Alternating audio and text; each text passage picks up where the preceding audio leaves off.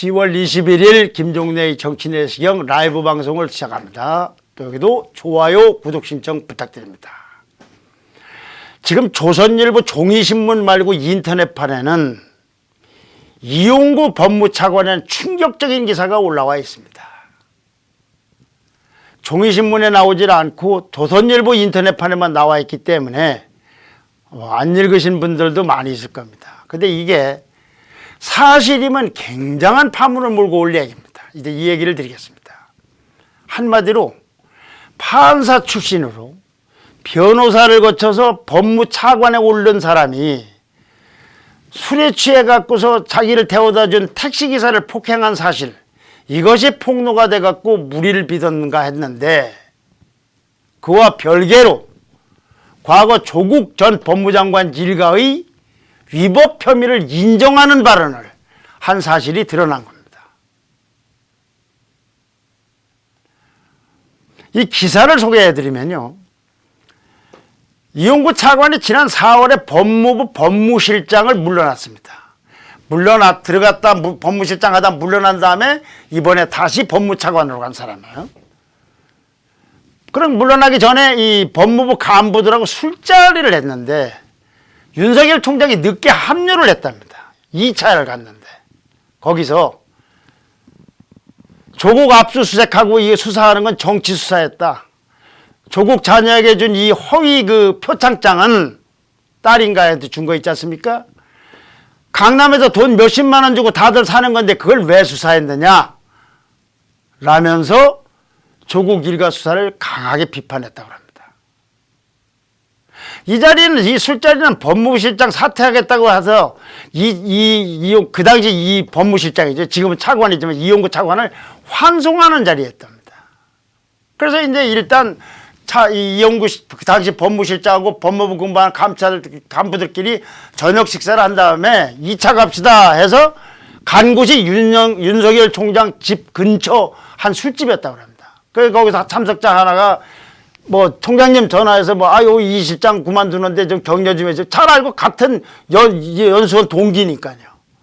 그랬더니 밤 10시쯤 합류를 했대요. 근데 이미 취해 있으랍니다. 이용구 차관이. 그들이 윤 총장을 형이라고 부르면서, 이거 왜냐하면 나이가 많아요, 윤 총장이. 형 정치하려고 국이 형, 조국이 형, 조국 장관을 말합니다. 수사한 거 아니야? 형만 아니었으면 국이 형 그렇게 안 됐다고 불만을 쏟아냈다고 합니다. 윤 총장과 이 차관은 사법연수원 동기인데 윤 총장이 나이도 많고 서울법대 선배고, 조국 장관은 이 차관보다 서울법대 1년 선배입니다. 여기 윤 총장하고 여기는 한 3, 4년 선배지고, 어쨌거나 이 사람이, 이 차관이 이 학번이나 여러 가지로 봐서 다 아래, 윤 총장보다도 아래고 조국 전 장관으로도 아래다 이거죠. 야, 이게 집권 세력 쪽에 있는 사람들이 이 얘기입니다. 술이 취하니까. 그러더니 그 자녀들 추천서 그 스펙 이거 품앗이 하는 거, 왜 건국대인가 교수하고 이거 하는 거, 무슨 대학 단국대인가 하는 거, 강남에서 다들 하는 거야. 사모펀드 투자도 원래 다들 그렇게 하는 거야.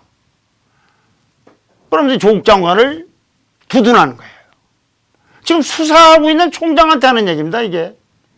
검사들이 있는 데서. 윤 총장이 난감했을 거 아닙니까? 이 자리 잘못 왔구나 생각했겠죠. 여기 후배들도 있으니까 술 깨면 얘기하자 했는데도 이용구 차관이 계속 그 당시 실장이었지만 말을 하니까 참석자 중 한 명이 아예 그냥 데리고 나왔다고 합니다. 그런데 이게 소문이 널려 퍼져서 정의도 청주지검 부장검사가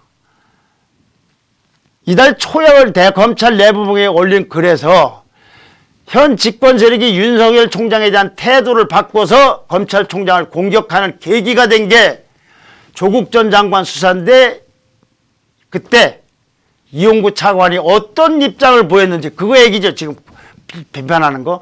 그건 검사들 사이에서 소문이 파다합니다. 조국 편 들었다는 거죠. 그러니까 이런 걸 염두에 두고 지난 10일에 열렸던 검사 징계위원회 1차 심의 결정된 건 2차 회의는 좀 그 후에 열렸지 않습니까? 혐의에서 이 차관은 윤 총장의 조국 장관 일가 수사에 반대했고 더군다나 뭐 텔레그램 보니까 뭐 윤 총장이 가처분했다 소리 들으니까 악수라고 하지 않았냐? 그 악수 둔 거라고.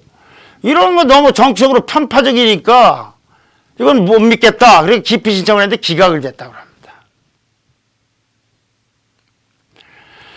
자, 이게 그냥 우리 보통 술 먹으면 뭐 어쩌고저쩌고 하지만 아무리 취중 발언이지만 이건 굉장히 심각한 부분입니다. 지금 조국 장관 가족은 이 문제로 재판 중이에요. 뭐라고 하고 있습니까? 그거 죄가 안 된다고 하고 있어요. 근데 이게 지금 얘기하는 거, 이용구 장관 얘기면 어떻게 되는 겁니까? 더군다나요, 왜 이게 문제가 되냐면, 조국 장관 쪽에서는 그런 사실이 없다고 얘기를 하고 있어요. 근데 이용구 장관은 다 아는 일이라고 하고 있으니까 사실은 인정하고 있는 거잖아요. 그 다음에 법적 판단은 둘째 문제 치고, 했는데 죄가 안 된다가 아니잖아요. 이건 안 했다고 하는 거 아닙니까? 그 이용구 장관이 이거 무슨 소리를 한 거예요? 재판에서는 지금 안 하고 있다고 하는데 나 이거 재판에서 이게 무슨 증거가 안 되려나 모르겠어요. 그리고 이 말이 소문으로 나들어왔다면은 이건 취중 발언이라고 해서 그냥 넘어갈 문제가 아니에요. 조사를 해야 된다고 저는 봅니다. 사실인데 죄가 안 된다라고 다투는 거와 사실이 아니니까 죄가 안 되는 건 다르잖아요. 그런데 이용구 장관 차관 얘기하면 그거 다 하는 거야. 품앗이 같은 거 강남에서는 왜 또 강남을 얘기했는지 모르겠습니다만 이러고 있지 않습니까? 더군다나 이용구 차관이 그 징계위원회를 주도했던 핵심 인물이면 그가 어떻게 공명정대한 판정했다고 볼 수 있습니까? 아주 심각한 문제고 저는 이 택시기사 폭행 문제보다도 더 큰 문제라고 합니다. 택시기사 폭행 문제는 경찰의 문제입니다, 사실은. 자, 이제 이 택시기사 폭행 얘기는 이용구 차관이 임명되기 한 26, 7일 전에 늦은 시각에 술이 취해갖고서 자기 아파트까지 이제 택시를 타고 왔는데 자니까 일어나십시오 깨우니까 내리시라고 막 화를 내가면서 뭐 욕을 하고 폭행을 했답니다. 그러니까 이 택시기사가 신고를 해서 경찰관이 왔는데 경찰관한테 이제 신고를 했어요. 나는 이렇게 당했다 뭐 뒷덜미를 뭘 잡고 어떡하고 했다고. 그래서 이 사람이 경찰관이 상부에다가 이거요 특가법 위반인데요 라고 보고를 했어요. 특정범죄 가중처벌법이 2015년도에 개정됐는데 이 개정된 법이 고약하게 돼 있어요. 이용구 차관 입장에서는 운행 중인 운전자를 폭행하면 징역 5년에 벌금 2천만 원입니다. 이거 정말 조심해야 되겠습니다. 술 먹고 이거 잘못하면 실수할 수가 있어요. 징역 5년에 벌금이 2천만 원이에요. 근데 그 운행 중이라는 게 뭐냐? 운전자가 승객을 타고 내릴 때 그때 정시한 경우 잠깐 정지된 상태도 그것도 운행 중으로 본답니다. 그냥 굴러가는 수준이 아니라 차가 정지해서 내리고 탈 때 이건 운행 중이죠. 이용구 차관 얘기는. 근데 이런 법으로 어긋나면은 피해자가 처벌을 원하고 안 원하고의 문제가 아니라 무조건 입건을 해야 된답니다. 무서운 법이에요. 술 드시는 분들, 저도 술을 많이 먹습니다만 이분은 술버릇이 좀 안 좋은 것 같아요. 뭐 택시 기사한테 그렇게 화를 내고 그래. 높으신 분이. 그런데 이걸 넘겨받은 서초경찰서 형사과는 이틀 뒤에 택시기사가 처벌을 원치 않는다고 접수했다는 이유로 이거 원치 않고 원하고다가 입건해야 되는데 이걸 입건을 아예 안 했어요. 내사 종결 처리하고 검찰에도 보고도 안 해버렸답니다. 이거 범죄입니다, 이거. 아니, 어떻게 입건할 건 입건하지 않아요? 그 다음에, 운전 중이 아니었다고 하는데, 이건 블랙박스 열어보면 다 알아요. 블랙박스 열어보면. 운전 중인데. 그리고 그 법이 또, 이 법을 또 잘못해서 가고 있는 거예요. 운행 중이 아니었다는 걸 서초경찰서는 뭐라고 그러는 거 아니? 아까 얘기처럼 정지 상태, 정하차를 해서 이건 아닌 걸로 생각을 한 거예요. 아닌 걸로 주장을 하는 거죠.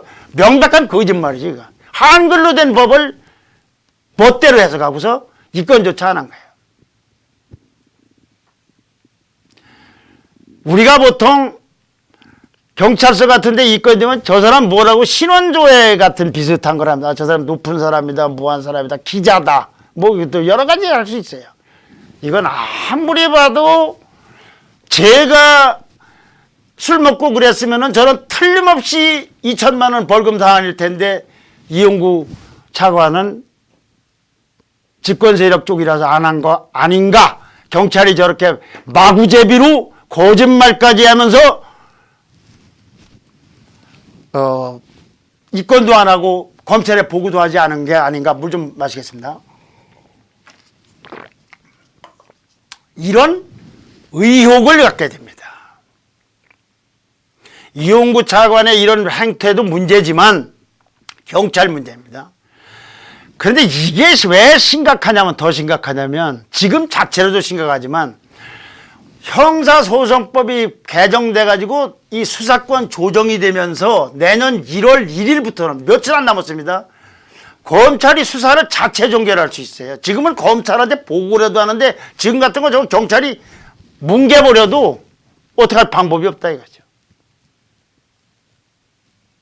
지금은 무혐의를 해도 그렇고 뭘 해도 기소를 해도 마찬가지고 다 이걸 검찰에다 보내야 돼요. 송치를. 근데 앞으로는 그냥 우리가 다 해. 끝내. 이거 덮어버리면 그리고 여기다 공수처까지 출범을 하면 이거 어떤 일이 벌어지겠습니까? 경찰은 거기다 대공수사권도 넘겨받았어요. 이런 사람들에 당한 피해자를 보는 서민들은 어떻게 될 것 같습니까? 그래서 야당은 공수처가 출범하면은 한간에서 얘기하듯이 수사 이 대상 1호는 윤석열 총장이 아니라 이 이용구 차관이라고 얘기를 하고 있는 겁니다. 그런데 이 사람이요. 지금 법무장관 후보로도 거론된다고 보도가 되고 있어요. 이거 징계받아야 될 사람 아닙니까? 이런 사람이 법무장관 후보, 그 법무장관을 어떻게 조국, 추미애, 묘한 사람 만드는지, 이건 정말 참 보통 심각한 문제가 아닙니다. 두 가지 다 심각해요. 재판 중이고 사실이 아니라고 하고 있는데 4개월 전, 지난 4월, 그러니까 지금부터 8개월 전에 직접 수사하는 사람 보고 정치수사, 강남에서는 다 그렇게 하는 거다, 펀드도 그렇게 하고 있다고 얘기한 사람이 지금 법무차관으로 있다. 그리고 그 사람이 징계를 하는 걸 주도를 했다.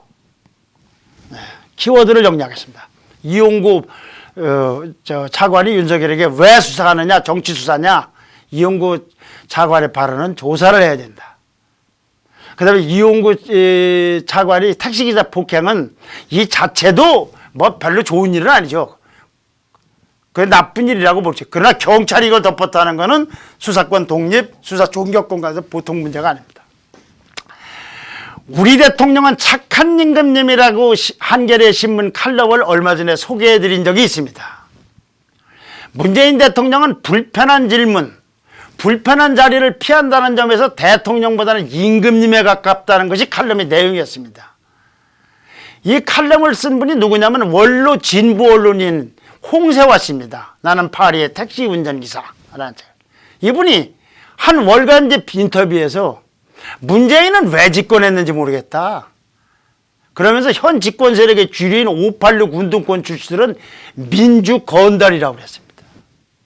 우리법연구하고 민변 출신인 이용구 차관, 판사를 냈고 변호사를 거친 이용구 차관의 언행을 보면 둘 다 술 먹어서 한 일이지만 술 먹은 것도 문제지만 그 내용, 그 검찰까지 보면 우리가 알아온 판사가 저럴 수 있나? 여러분 주변에 판사나 변호사들 이런 분 계십니까? 권력을 쥐고서 무법천지를 살면서 갑질이라는 민주검찰의 인상이 자꾸 그려집니다. 문 대통령이 왜 집권했는지 모르겠다고 하는 홍세화 씨가 얘기했는데 권력을 저런 건달들에게 주고 특권층을 만들어주려고 집권한지 감히 의심을 해봅니다. 왜 그러느냐? 구의역 사고라는 게 있습니다. 예주 용역업체 직원이 사망한 겁니다. 서울 메트로의 예주 영업체. 두 사람이 한 조로 일하게 있는 스크린도어 수리를 혼자 하다가 열차에 치여서 사망한 아주 전형적인 안전 부실 사고입니다. 이 사고가 났을 때의 민주당 대표는 문재인 대통령이었습니다. 그때 문재인 대통령은 이 사건을 지상의 세월호 사고라고 그랬습니다. 그런데 이 사고에 대해서 전혀 다른 말을 한 분이 있어요.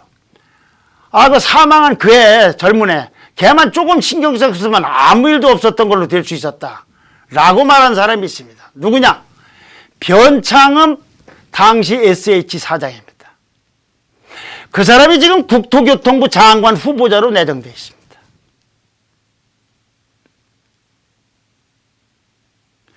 홍세화 씨가 왜 했는지 모르겠다. 그리고 민주 건달들에게 자리 주려고 한 거 아니냐? 라고 하는 제 말을 여러분들은 어떻게 생각하십니까? 저는 이걸 보면서도 더 그런 확신을 갖게 됐습니다.